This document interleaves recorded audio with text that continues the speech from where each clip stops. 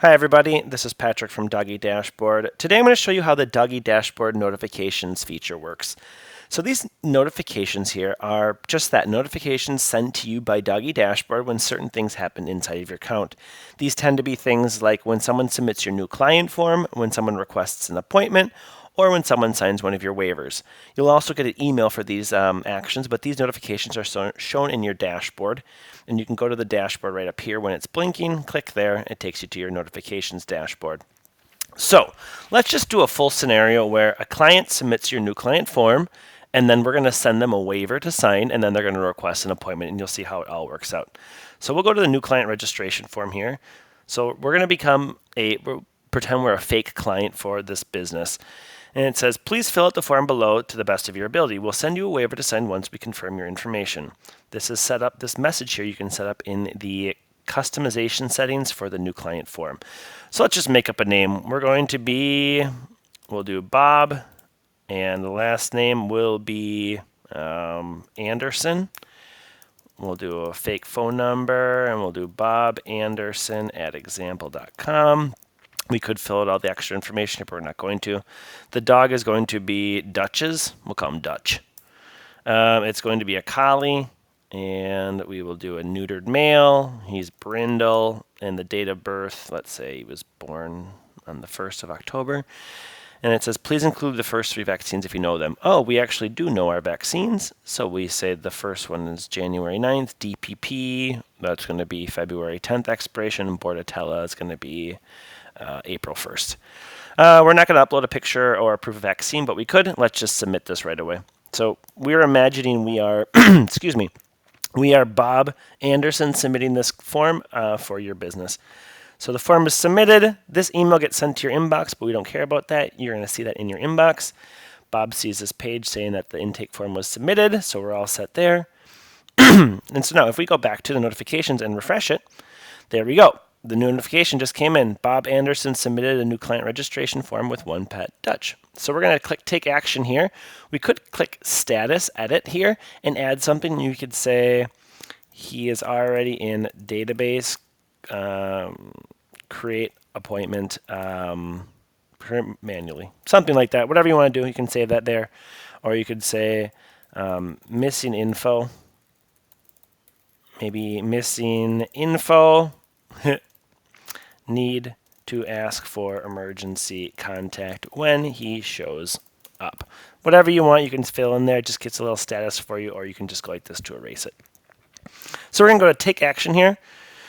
Go through here and scan it, Bob Anderson. This looks good. Everything looks good here. We're going to add Bob Anderson to our database. There, we are all set. So Bob is in our database, and we are good to go. And so we can go back to the notifications. And you can see, because we added him to our database, this little green check mark gets added there, so it shows that it has been done. So we know that was done. Now we're going to send him a waiver to sign. So let's go over here to Waivers, Send a Request. Click up here to Send Signature Request, and we'll type in his name, Anderson. There's Bob Anderson. We'll have him do our overnight boarding policy. Please sign online, and we look forward to seeing you. Send this to Bob Anderson. So Bob gets this email. He's going to open up the document here. This is just a fake policy, but yours would obviously be your own policy. Bob scrolls down here. He types in BA for Bob Anderson. He's going to sign it. It's going to go, his real name is Robert Anderson. And he's going to sign that document. There is a signature page with these smiling dogs on it. And so, looks good. Bob will get emailed the signed document right here, so he has one for his records. Your business will also get sent a copy, so you have one.